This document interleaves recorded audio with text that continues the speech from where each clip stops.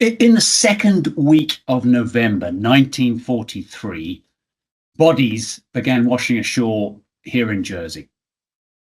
First one, then two, then four, then six.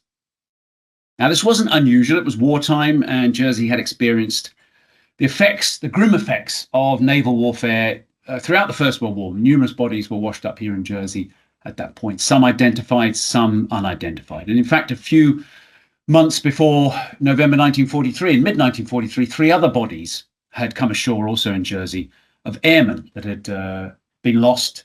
Planes crashed in the Channel, and their bodies sadly arrived here in Jersey. But in November, this was something different. In November, we had, well, it ended up with 38 bodies washed ashore over a matter of weeks here in Jersey. I can't begin to contemplate the grim task of going through these bodies to identify who they were. They'd been in the sea a long time, and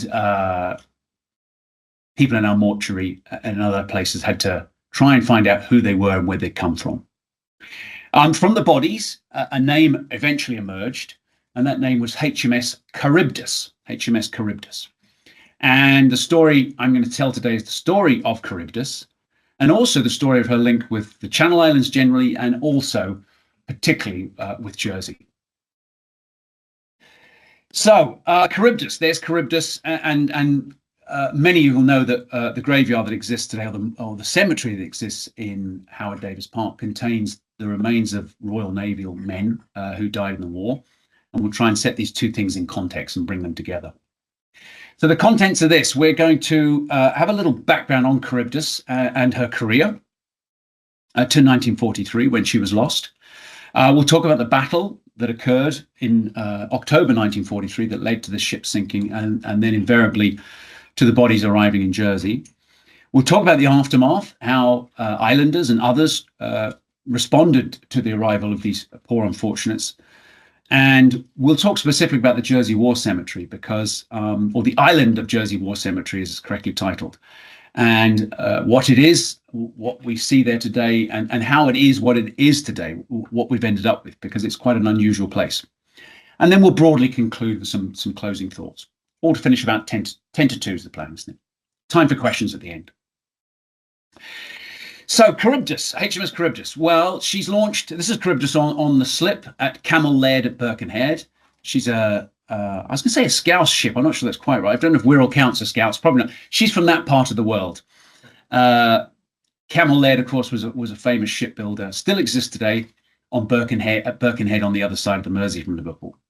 And she's launched in September 1940, a light cruiser. So she's a light cruiser of the Dido class. I won't get into too much technicalities because it's not that kind of talk, but it's enough to say that cruisers were amongst the oldest form of warship that possessed by the Royal Navy and most other navies. Their job was to scout ahead of the main fleet, to track down merchant ships, to protect merchant ships. Very wide-ranging role. And in the First World War, we had numerous cruisers. In the Second World War, we needed numerous more. The Royal Navy needed numerous more. So they commissioned, from 1936-37 onwards, a new class of cruisers called the Dido class. They were anti-aircraft ships primarily. They were capable of attacking or defending against both aircraft and surface warships. So around 6,000 tons, a complement of about 500 men, and a mix of small and heavy guns, as I say, with the dual purpose of engaging both ships and aircraft.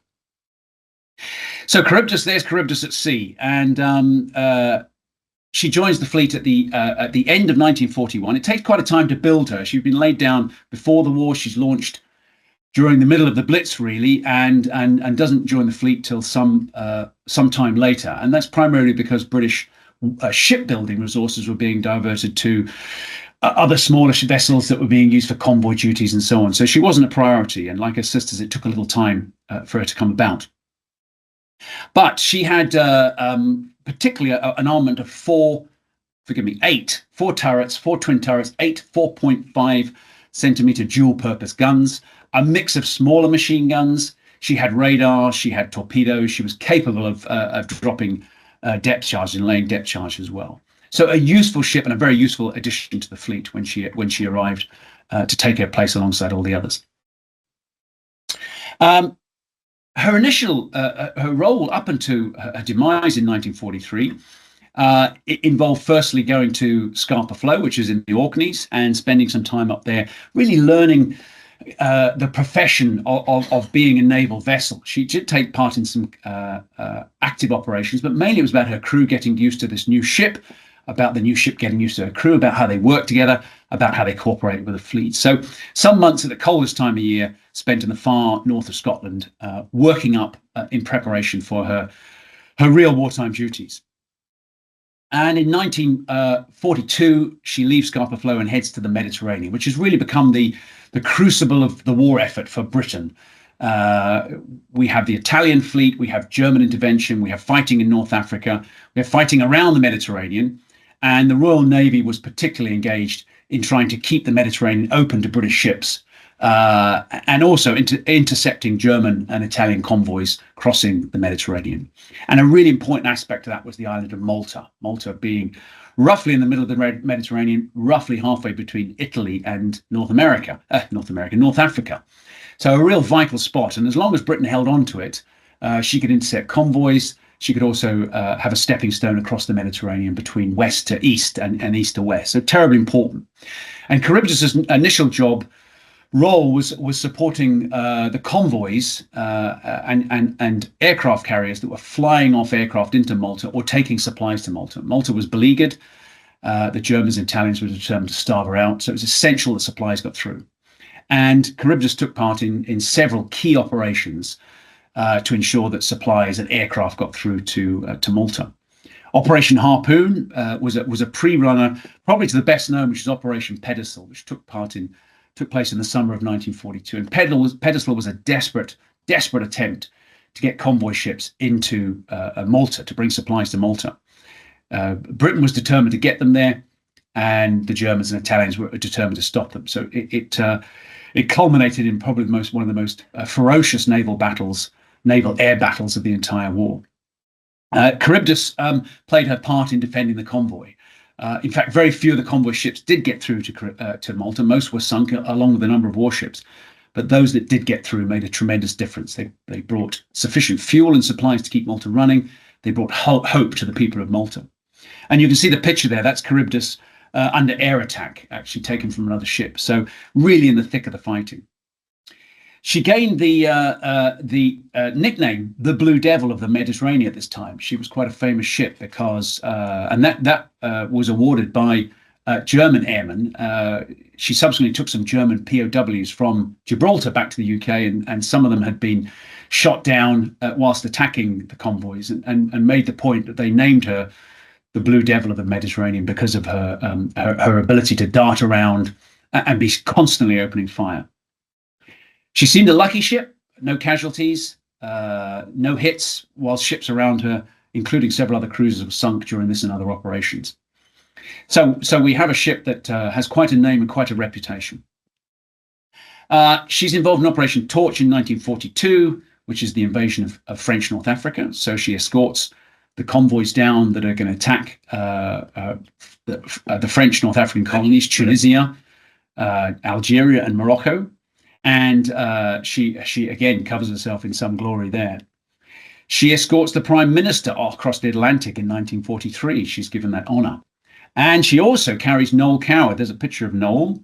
There he is, on his way to the Mediterranean to entertain the troops. Noel Coward's probably out of many people's memories these days, but he was a real personality at the time.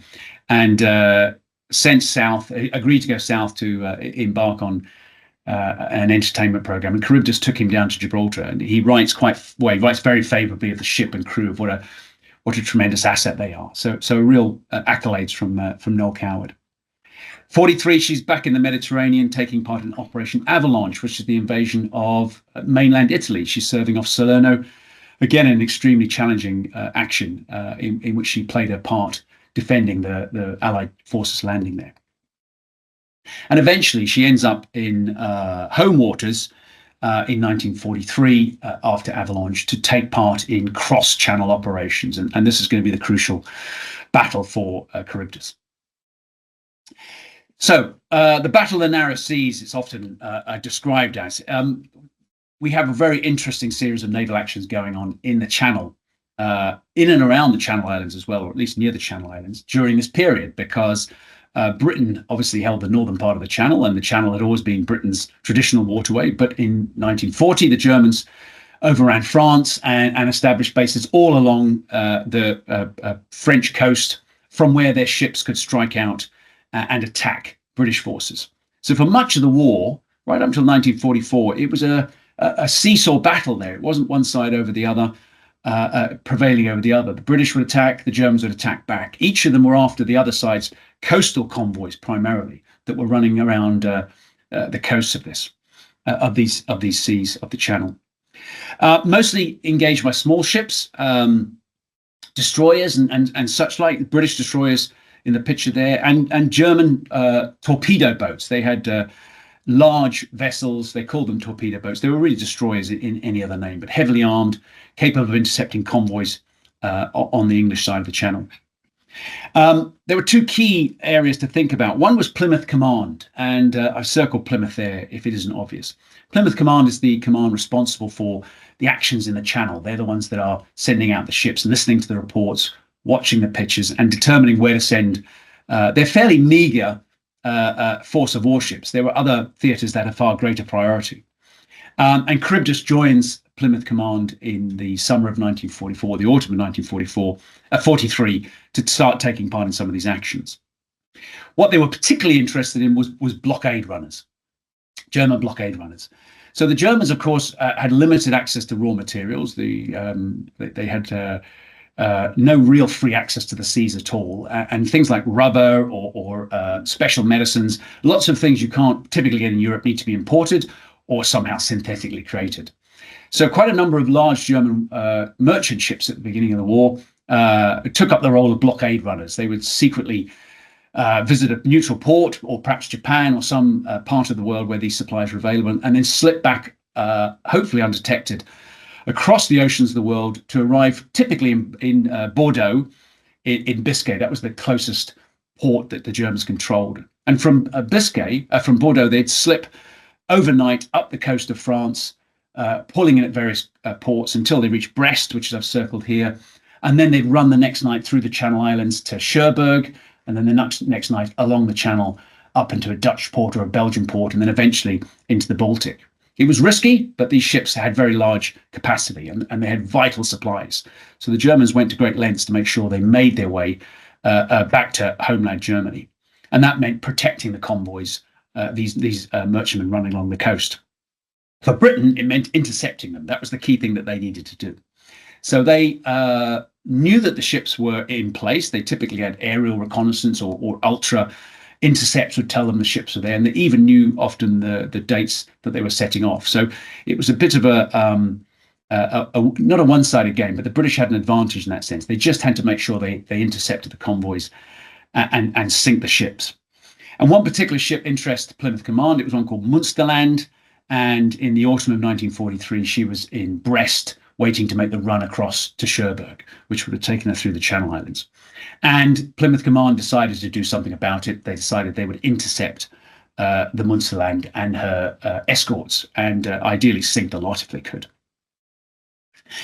So it's called Operation Tunnel. They named it Operation Tunnel. There were several Operation Tunnels, actually. They had a regular pattern of attack. A British force would steam south from Plymouth, arriving under the cover of darkness. Somewhere off Jersey and Guernsey, they would make a turn to the west and begin a sweep along the north coast of Brittany, past somewhere called Les Septiles, which anybody knows that part of the world is a small group. I think they're uninhabited, but very pretty nature reserves off the northern part of Brittany, Lannion and so on. And they would hope to intercept the Germans coming the other way. So the Germans are going to proceeding from Brest towards Cherbourg, heading towards the Channel Islands. The two forces clashed. If the British got it right, they would basically spring a trap on the Germans and sink the German warships, and particularly the merchantmen. So this was the pattern that was agreed, and to all intents and purposes, it made sense if it worked. The problem was it hadn't really worked particularly. There had been some running battles between the Germans and the British, but they hadn't succeeded in taking any merchant ships out. And also the Germans had learned the Royal Navy's pattern of attack. They knew roughly what to expect, which was a clearer disadvantage for the British. So both sides had an inkling, at least, of what might happen if the forces intercepted. So they set off on the night of the force that set off from Plymouth Command, led by Charybdis, on the night of 22nd October 1943 to conduct Operation Tunnel, was expecting to intercept and sink the Munsterland. We'll see in a moment exactly what did happen. The force that set out was HMS Charybdis, that's our cruiser we've talked about, plus 6 destroyers, a couple of large destroyers, Grenville and Rocket, and 4 smaller Hunt-class destroyers, Limborne, Wensleydale, Talybont, and Stephenstone. So the 6 destroyers had a fairly good idea of what was going on. They'd done this before, most of them in various patterns, but Charybdis had never undertaken this expedition before. They'd never undertaken an Operation Tunnel before, and they'd never worked with these destroyers before. And that was a cause for concern among the destroyer captains before they set out, because they pointed this out. They pointed out the fact that they were new. They'd not had a chance to rehearse any of this. This was the first time they were going out together, and it seemed very risky. And the guy who was in command of Charybdis, a chap called Captain George Volker, who was extremely experienced in Mediterranean-type actions, had never undertaken this kind of operation before. And he admitted to one of the destroyer captains he was extremely nervous about it. He wasn't sure what was going to happen. But he had orders, and the orders were to go ahead. And besides, we had a cruiser. They didn't have cruisers on that side of the channel. We had the bigger guns, the bigger ship. Surely we'd prevail. On the opposite side was the German convoy escort force. And it principally consisted of 5 Ebling-class destroyers. These are torpedo boats. These are very large ships, about the same size as a British destroyer. Heavily armoured torpedoes, guns, and radar. Led by a guy called Lieutenant Commander Franz Koloff, who was a very experienced in this type of operation. They also had some minesweepers. They had some patrol boats and so on. The 5 Eblings operated independently of the smaller craft that were looking after the Munsterland. So the Eblings were out to try and intercept the British force if that was what was happened. So under the cover of darkness, the British force come across the channel, led by Charybdis, and they make the turn, as you can see up there, towards the west, heading towards what they believe is going to be a vulnerable German convoy. The problem was for them that they had been detected by German radar on the south side of the channel. So along the Channel coast, the Germans had radar installations. They'd seen the British ships, or detected the British ships coming across, and they passed the message to the German force. The German force were alerted to the fact there was several British warships heading in their direction, which gave the Germans crucial time to prepare for the action and the resulting activity as a result of that. So a little bit difficult to see, but the typical, I'll explain in more detail. The British ships, so imagine the British ships going from east to west under the cover of darkness, the German ships going from west to east under the cover of darkness. They're both heading in roughly an intercept pattern. But the Germans detect the fact that the British ships are around, and at this point, they dispatch the Munsterland to safety along with their escort. So they tell her to flee towards the coast, get out of the way, get towards one of the French coastal ports, and leave us to deal with the British force. And the German Ebling-class boats move on to intercept the British ships. British ships are coming forward. There's some confusion amongst the British ships. And Charybdis, which is in the lead, issues some conflicting orders. It's not quite clear why they said certain things. Some of the orders didn't reach the other destroyers. Charybdis, by being up front, in front of the group, had a larger silhouette than the destroyers, and therefore the radar on the destroyers wasn't able to detect the British ships. The German ships. Charybdis could see them, but the British couldn't. So out of the blue, Charybdis launches star shells and begins an attack, but the British destroyers don't quite know what's going on. The German warships react by launching a barrage of torpedoes towards the British force in the hope that they will catch out some of the British ships. So the sequence of events is this, really, that about 1:50 in the morning, 1:45 in the morning, Charybdis is struck by the first torpedo. So the German torpedo boats have launched a whole raft of torpedoes towards the British force. One torpedo strikes HMS Charybdis, and it's a very damaging blow. It's not fatal, but it's very damaging.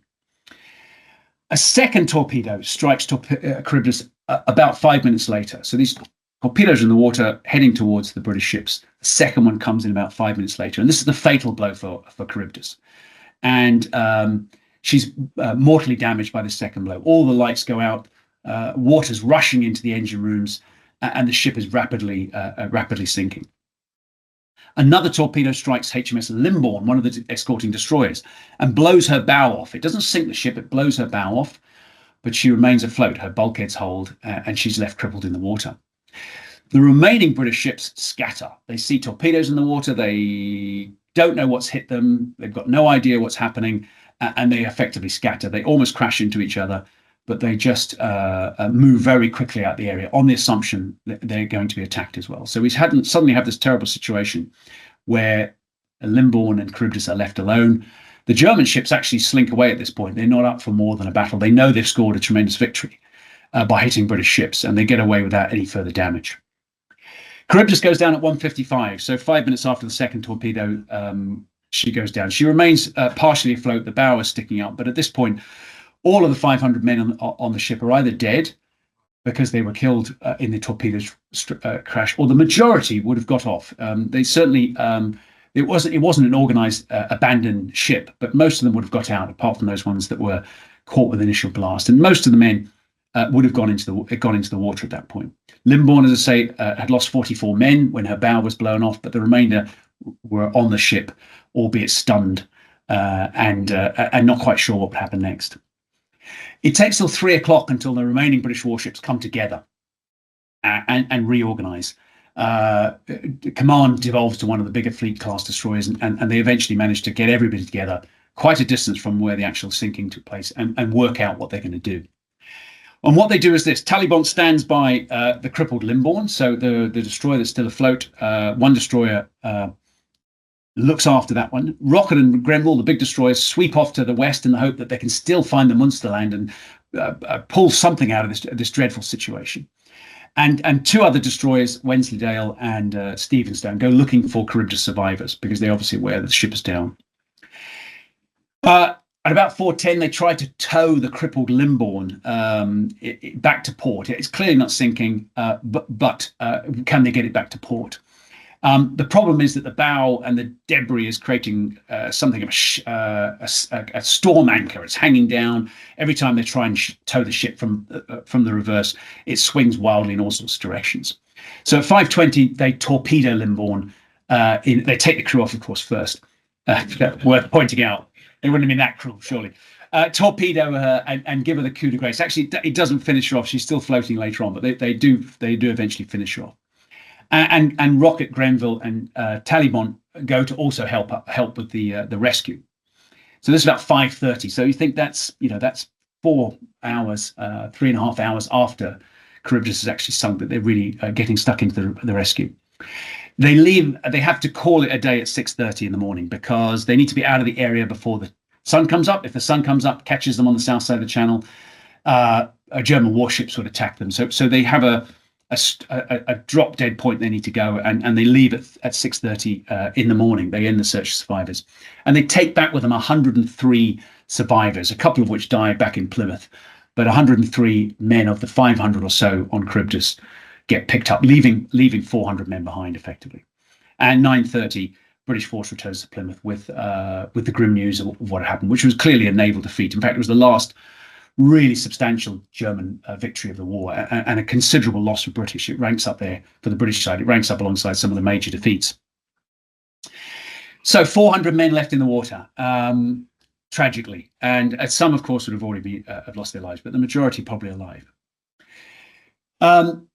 Bodies begin arriving in Guernsey about 3 weeks later. 13th of November, the first body arrives in the south part of Guernsey, the area I've highlighted as where the bodies are all coming ashore.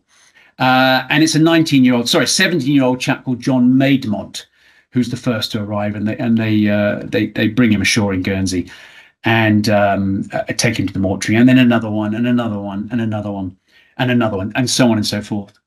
So Guernsey eventually gets 21 CHARYBDIS dead, 20 of which are identifiable. So of the 21, only one was unidentifiable. The rest all were identified. And again, the method of identifying these guys was very challenging because they did have identity discs that they were made of a material that after 3 weeks in the water basically rubbed off. They'd gone soft and quite difficult to work out who they were. But some had some had wallets, photographs on them. There were names written in underpants or on clothing or wherever. They had to search through to try and find out names, and they managed to do it for 20 of these guys, which is a great number.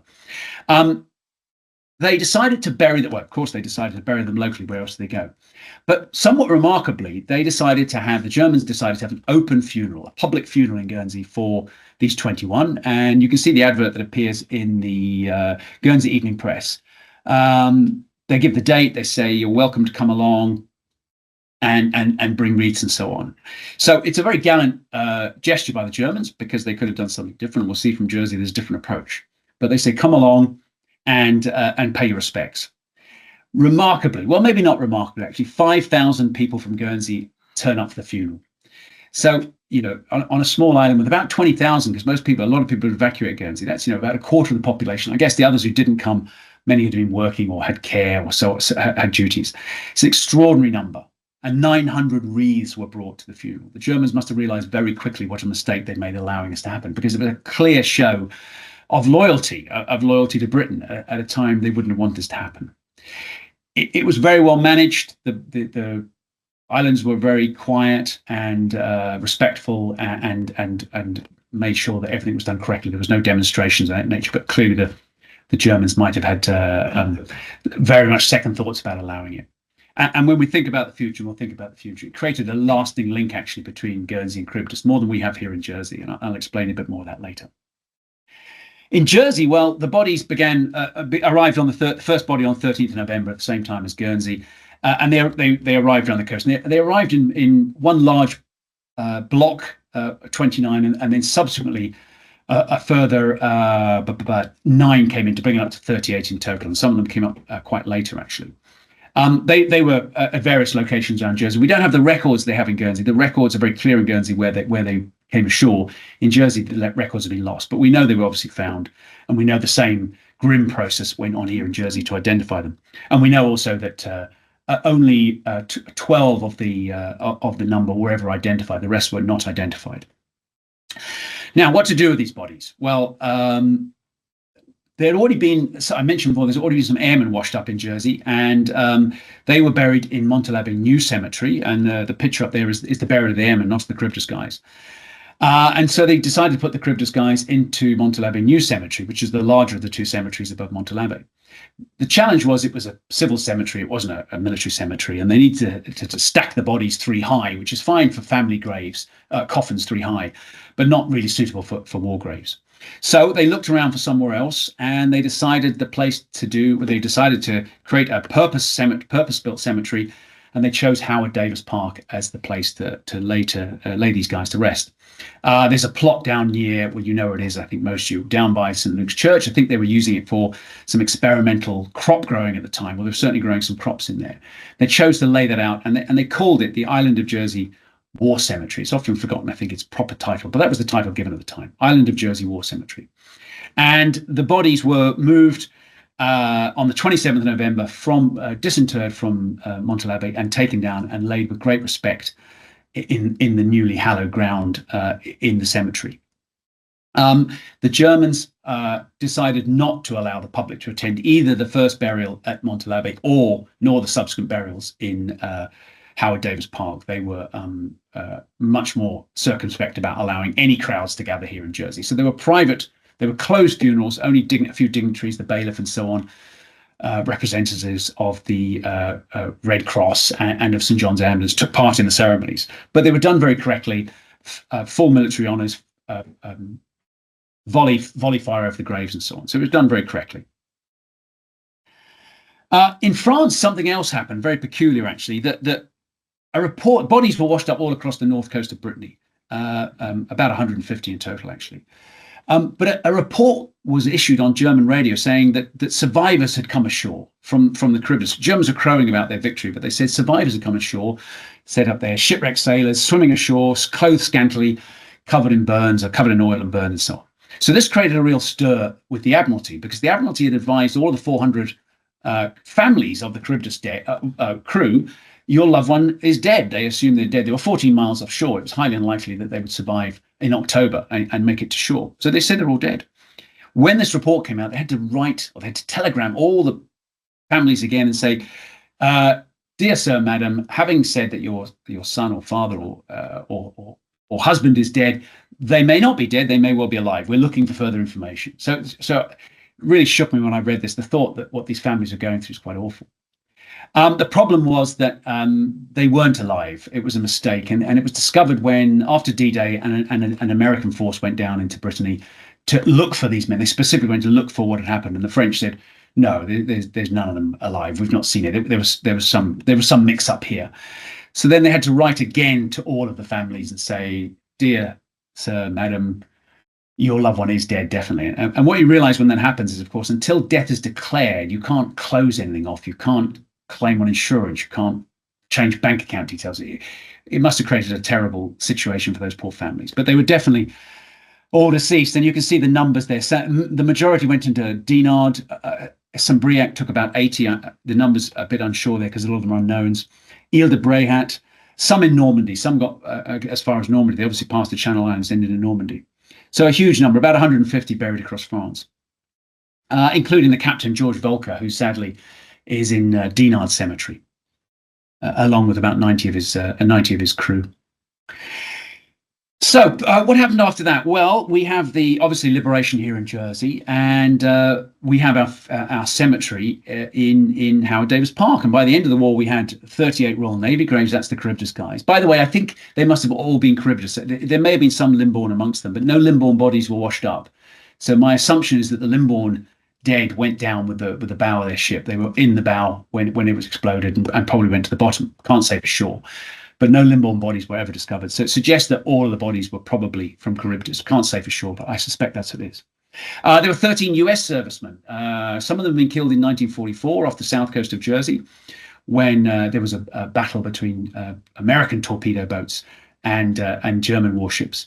11 less than 11. A number had come up when a Dakota went down at the end of October 1944 in Jersey off Bully Bay, and sadly, of the 12 men on board, 11 drowned and only one survived. So they were buried there.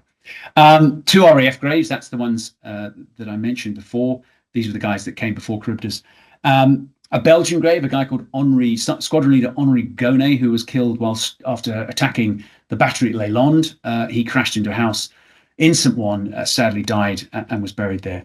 And actually one a guy called Private George Hanlon, who was a 1916 death. He was here in Jersey during the First World War, guarding prisoners of war down in St. Juan's Bay, died of natural causes, buried in St. Brelard's churchyard. And when the Germans arrived in 1940, they took it over as their heroes graveyard or hero cemetery. Poor 48-year-old George Hanlon from Manchester obviously didn't classify as a German hero. So they moved him out of the cemetery at St. Brelard's and put him down in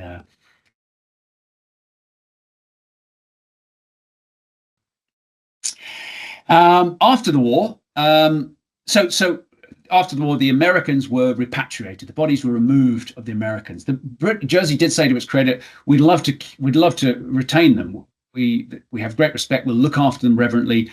But would you mind if we kept them here? But the Americans have a repatriation policy that had to be abided. You either, as a family, you're allowed to bring your loved one home, bury it in the family plot back in America, or they went into a concentration cemetery. And the big concentration cemetery is above in Normandy, above Omaha Beach, Saint Laurent Cemetery. So the remains from Jersey, some of them at least, are in Saint Laurent Cemetery. Henri Gonnet was removed. His wife came in 1949 to collect him. They repatriated him to Belgium. He's buried in the Hero Cemetery at Brussels. But the remainder stayed where they were. And there they remained when the Commonwealth War Graves Commission arrived in 1946, or they were there when the Commonwealth War Graves Commission arrived in 1946 to talk about the future use of our cemetery, or the future development of our cemetery. Now, they did the same in Guernsey, and Guernsey, this is Foulon Cemetery where the guys are buried in Guernsey, and Guernsey allowed the Commonwealth War Graves Commission to replace the temporary crosses from wartime with proper Commonwealth War Graves or Imperial War Graves Commission headstones, as it were. Then you can see the white stones. I'm sure many of you are familiar with those. You'll see them all across the world. And the Commonwealth War Graves Commission was, of course, formed after the First World War in order to care for the war dead of the First World War. And they made some decisions very early on that every grave should be commemorated with the same type of headstone. There should be no something for the officers, something for the men. And also they made the decision that the remains must not be repatriated. They were fearful that rich people could bring their loved ones back and poor people obviously couldn't. So they said the bodies have to remain, the graves have to remain where they are, and they must have uniformity in commemoration. So hence we see these graves. The problem for the War Graves Commission, well, not the problem, the challenge was that we didn't have those graves those grave marks in Jersey. We had wooden crosses, and the wooden crosses had come from a tree that was felled in Granville Manor in 1944, soon after the cemetery was created. Lady Stewart, who lived there, her son had died in the First World War. She wanted to do something to commemorate these poor lads, and so she allowed them to cut down an oak tree. A guy called Mr. Saylor, I don't know his first name, he was the one that dried out the wood, prepared the crosses, and created these wooden crosses. And I'm sure anybody going through Howard Davis Park today, they're still there, so you'll see them. The problem was that this was not standard stuff for the Commonwealth War Graves Commission. So the Commonwealth War Graves Commission said, okay, well, look, we'll change them out for normal Commonwealth War Graves headstones. And our bailiff said, that's fine. Yes, carry on and do that. And they proposed to do it in 1949. So all the plans were made. They came to make the change. They even put an advert in the local newspaper for a contractor come and develop the cemetery for us. And at this point, our bailiff, or our governor, I think, is dealing at this point. He writes to the chief of the Public Works Committee and says, okay, they're coming down to do this, to change the graves. And the Public Works Committee chair, I don't know his name, I need to find it, wrote back and said he was aghast by this suggestion. He said, it'll ruin our cemetery. If you do it, it'll ruin our cemetery, because for a number of reasons. One is the crosses are very personal. You know, they're symbolism of Jersey's wartime experiences and so on. And besides, the symmetry will be lost, because what are we going to do about the American graves? Because when they removed the American graves and the body of Gonay, the Belgian, they left the crosses in place, and they're still there to this day. So we have some graves that are empty and some graves that are full.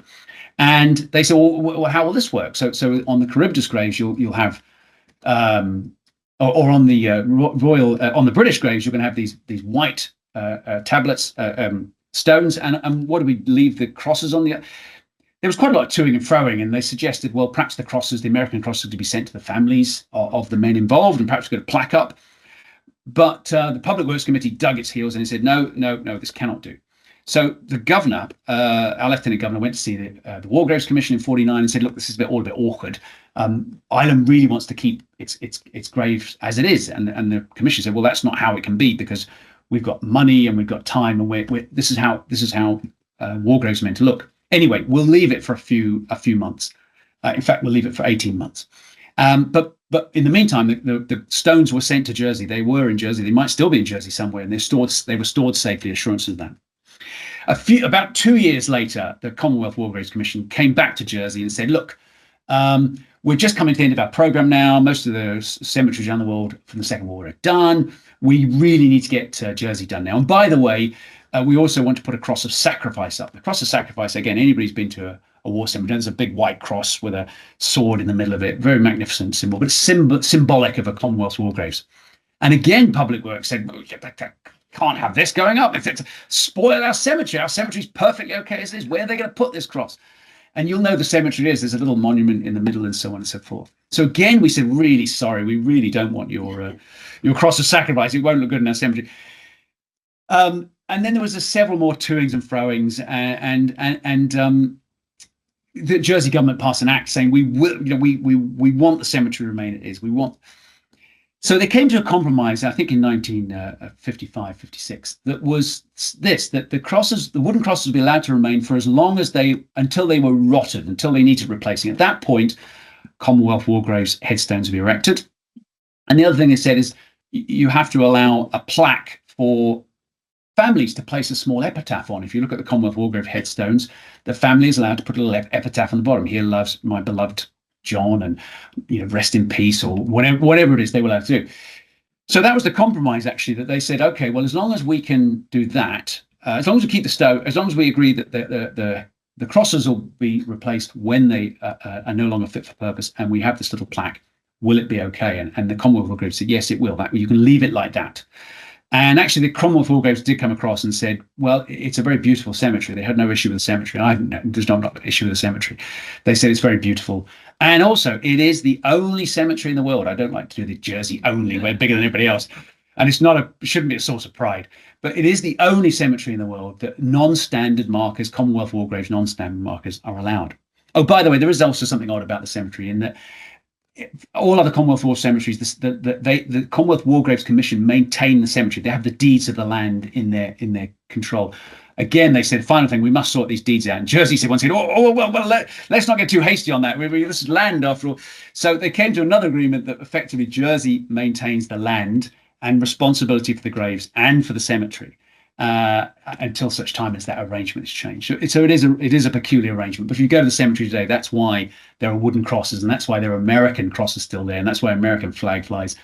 But do remember, because I think it's somewhat confusing, that the British graves are absolutely contain the remains. The American ones don't, and Gonay doesn't. So what else can we say really to bring this to an end? Well, more than 80 years have now passed since those dreadful days in 1943, and a long time since the debates over the cemetery. There's some pictures of the guys that were on Charybdis, many of which lost their lives that night. And if we go to the cemetery today, the graves are there.